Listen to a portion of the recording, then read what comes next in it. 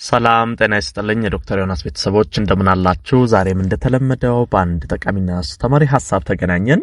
በዛሬ ፕሮግራሜ በእንቅልፍ እጦት ለምትቸገሩ ሰዎች ነው አንድ መፍትሄ ይዤላችሁ የመጣሁት። ከዚህ ጉዳይ ጋር ተያይዞ በጣም የምትጠይቁኛላችሁ። በተለይ እንቅልፍ እምቢ አለኝ፣ የእንቅልፍ እጦት አለብኝ፣ ምን ላድርግ? እንደዚህ አይነት ጥያቄዎች አሏችሁ። ዛሬ በተለይ ጤናማ በሆነ መንገድ ተፈጥሯዊ በሆነ መንገድ እንዴት አድርጋችሁ የእንቅልፍ እጦትን መቅረፍ ማስተካከል እንደምትችሉ ነግራችኋለሁ። በተለይ አንድ ውህድ አለ በጣም ጠቃሚ የእንቅልፍ እጦትን የሚቀርፍና በጤናማ መንገድ እንቅልፋችሁ እንዲመጣ የሚያደርግ ጥሩ ሰላማዊ እንቅልፍ እንድትተኙ የሚያደርግ አንድ ውህድ አለ። በቤታችሁ አዘጋጅታችሁ የምትጠቀሙት ያንን እነግራችኋለሁ ማለት ነው። ይሄ ውህድ ምንድነው?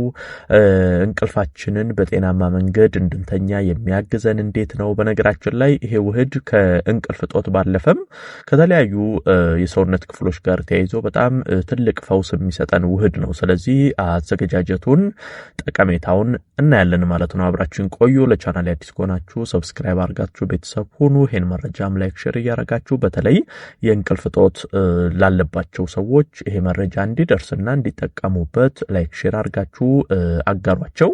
በቀጥታ እስቲ ወደ ሐሳባችን እንግባ። ይሄ ውህድ በነገራችን ላይ ለየት የሚልበት ባህሪያቶች አሉት። አንደኛው ነገር በቀላሉ በቤታችሁ ውስጥ የሚዘጋጅ ነገር ነው። እንደዚሁም ደግሞ ምንም አይነት የጎንዮሽ ጉዳት የለውም። አንዳንድ ጊዜ አንዳንድ ህመሞችን ለማጥፋት አንዳንድ ችግሮችን ለመቅረፍ ብለን የምንጠቀማቸው ነገሮች ሌላ የጎንዮሽ ጉዳት ይዘውብን ሲመጡ ይስተዋላል። ስለዚህ ይሄ ምንም አይነት የጎንዮሽ ጉዳት የሌለው ከምንመገባቸው ምግቦች የሚዘጋጅ ጤናማ ነገር ነው። ሌላው ደግሞ ይሄ ውህድ የቡና ተገላቢጦች ነው። ለምሳሌ ቡና ምንድነው ስራው? ማነቃቃት ነው፣ ወይንም ደግሞ እንደውም እንቅልፍ እጦትን ያመጣል ቡና።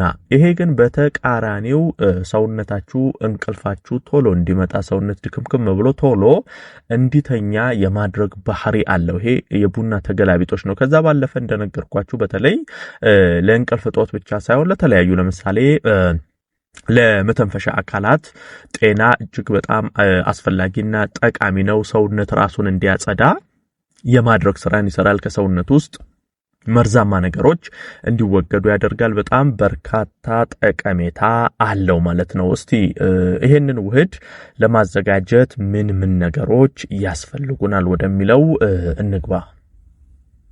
አንደኛ ይሄንን ውህድ ለማዘጋጀት በዋናነት የምንጠቀመው ወተት ነው።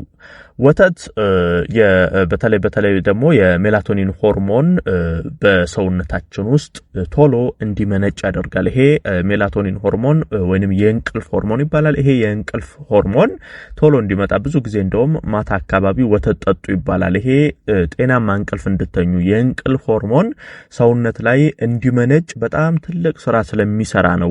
ወተት በራሱ የእንቅልፍ እጦት ችግርን የመቅረፍ አቅም አለው። እንቅልፍ በጤናማ መንገድ እንዲመጣ ያደርጋል። የእንቅልፍ ሆርሞን እንዲመነጭ የማድረግ አቅም አለው። ስለዚህ አንደኛ ይሄን ውህድ ለማዘጋጀት ወተት እንጠቀማለን። ከዛ ገውዝ ነው የምንጠቀመው። እንግዲህ ገውዝ በተለይ የስትረስ ሆርሞን ወይንም የጭንቀት ሆርሞን እንዲቀንስልን ያደርጋል። እንደሚታወቀው በተለይ ብዙ ሰዎች የእንቅልፍ እጦት ውስጥ የሚገቡበት አንደኛው ጉዳይ ምንድነው? ጭንቀት ነው። በተለያየ ነገር የተለያየ ውጥረት ውስጥ ጭንቀት ውስጥ ስትረስ ውስጥ በሚገቡበት ጊዜ እንቅልፋቸው ይጠፋል። ምክንያቱም ይሄ ሜላቶኒን ሆርሞን የእንቅልፍ ሆርሞን እየቀነሰ በተቃራኒው የጭንቀት ስትረስ ሆርሞን ስለሚጨምር ከፍተኛ የእንቅልፍ እጦት ይፈጠርባቸዋል። ታዲያ ገውዝ ትልቁ ጠቀሜታው ይሄ የስትረስ ሆርሞን እንዲቀንስ ማድረግ ነው። አይምሮአችን ሰውነታችን እንዲረጋጋ የማድረግ ስራን ይሰራልናል። ስለዚህ ከወተት ጋር አብረን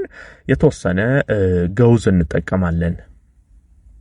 ሌላ ቀረፋ የተወሰነ እንጠቀማለን። በነገራችን ላይ ቀረፋን የምንጠቀምበት ዋናው ዓላማ ውጥረትን ይቀንሳል።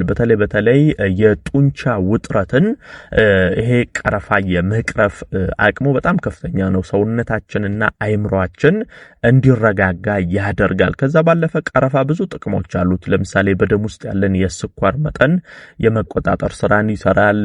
ሴቶች ደግሞ በወር አበባ ወቅት የሚፈጠር ከፍተኛ ህመምን ይቀንሳል። ቀረፋ በራ በራሱ በጣም በርካታ ጠቀሜታዎች አሉት። እዚህ ጋር አሁን ለእንቅልፍ እጦት የምንጠቀምበት ዋነኛው ምክንያት ጡንቻዎቻችን ዘና እንዲሉ፣ አይምሯችን፣ አካላችን እንዲረጋጋ፣ ይሄ ውጥረት እንደዚህ አይነት ነገሮች እንዲቀንሱ የማድረግ አቅሙ ከፍተኛ ስለሆነ ከወተት ከገውዝ ጋር ደግሞ ተደባልቆ ሲወሰድ ጠቀሜታው በከፍተኛ ሁኔታ ይጨምራል። ስለዚህ የተወሰነ ቀረፋ እንጠቀማለን። ሌላው የካሞሜላ ሻይ አንድ ከረጢት እንጠቀማለን። በነገራችን ላይ የካሞሜላ ሻይ በተለይ ለአይምሮ ጤና እጅግ በጣም አስፈላጊ ነው። በተለይ ደግሞ ዶፓሚን በፍጥነት ሰውነታችን ላይ እንዲመረት ያደርጋል። የስትረስ ሆርሞን፣ የጭንቀት ሆርሞን ከሰውነታችን እንዲቀንስ ያደርጋል። በተለይ ካሞሜላ ሻይ የአይምሮአችን ህዋሳቶች እንዲነቃቁ ያደርጋል። ይሄ ደስታን ይሰጣል። አሁን ከፍተኛ ውጥረት፣ ስትረስ፣ ጭንቀት ውስጥ በምትገቡበት ጊዜ ካሞሜላ ሻይ ብትጠቀሙ እነዚህን የውጥረት የጭንቀት ስሜቶች እየቀነሰ በተቃራኒው የደስታ ሆርሞን ሰውነታችን ላይ በከፍተኛ ሁኔታ እንዲመነጭ ያደርጋልና ከአይምሮ ህዋሳቶች ጤና ጋር ተያይዞ ካሞሜላ ሻይ በጣም ትልቅ ጥቅም አለው። እሱ ብቻ ሳይሆን በሽታ የመከላከል አቅማችንን እንደዚሁ በከፍተኛ ሁኔታ ያሻሽላል። እንቅልፍ እጦት በነገራችን ላይ በሽታ የመከላከል አቅማችን ሲዳከም በራሱ የእንቅልፍ እጦት የመከሰት እድሉ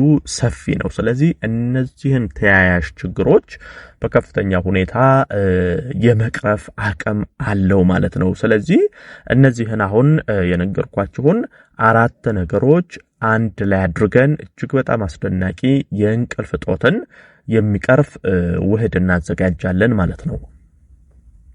አዘገጃጀቱን እንመልከት። በመጀመሪያ ምን ታደርጋላችሁ? ከአንድ ከግማሽ እስከ 2 ብርጭቆ አካባቢ የሚሆን ወተት ታዘጋጃላችሁ። ከዛ በኋላ አንድ የሻይ ከረጢቱን ካሞሜላ ሻይ ታዘጋጃላችሁ። እንደዚሁም 1/4 አካባቢ ቀረፋ፣ በተመሳሳይ 1/4 የገውዝ ዱቄት ታዘጋጃላችሁ። ከዛ እነዚህን 4ቱን ነገሮች ካዘጋጃችሁ በኋላ መጀመሪያ ወተቱን ታፈሉታላችሁ። ወተቱ በደንብ ከፈላ በኋላ የካሞሜላ ቀረጢቱን ትጨምሩበታላችሁ። ከዛ ቀረፋውንና ገውዙን ያዘጋጃችሁትን ትጨምሩበትና ቢያንስ ለ5 ደቂቃ ታስቀምጡታላችሁ። አውርዳችሁ አንድ ላይ ዝም ብላችሁ ታስቀምጡታላችሁ። ከ5 ደቂቃ በኋላ ራሱ እየተዋሃደ ሲሄድ ይሄ የካሞሜላ ከረጢቱን ታወጡትና ካላችሁ ኦርጋኒክ ንጹህ ማር የሚኖራችሁ ከሆነ 1 ማንካ ማር ብትጨምሩበት መልካም ነው። በስኳርም መጠጣት ትችላላችሁ። ይብለጥ ግን ማር ጤናማ ተፈጥሯዊ ነገር ስለሆነ ማር ብትጠቀሙ ማርም ራሱን ችሎ ለሰውነት የሚሰጠው ጥቅም ስላለ ብትችሉ ማር 1 ማንካ ማር ለጣዕምም ብትጨምሩበት ይሄንን አዋህዳችሁ መጠጣት ነው። እንግዲህ በተለይ ትልቁ ዓላማው ከእንቅልፍ ጋር ተያይዞ ስለሆነ መች መውሰድ አለባችሁ? ማታ ቢያንስ ከመተኛታችሁ ከ1 ሰዓት በፊት ቀደም ብላችሁ ይሄንን ውህድ ብትወስዱ በጣም ጤናማ ሰላማዊ እንቅልፍ እንድትተኙ ያደርጋችኋል ማለት ነው። ይሄን መረጃ ላይክ፣ ሼር እያደረጋችሁ ለሌሎችም አጋሩ። ለቤት አዲስ የሆናችሁም ቻናሌን ሰብስክራይብ እያደረጋችሁ ቤተሰብ ሁኑ። የዛሬን በዚሁ አበቃው። በቀጣይ ቀን በሌላ ጠቃሚና አስተማሪ ሐሳብ ዳግም የምንገናኝ ይሆናል። እስከዛው በያላችሁበት መልካም ጊዜ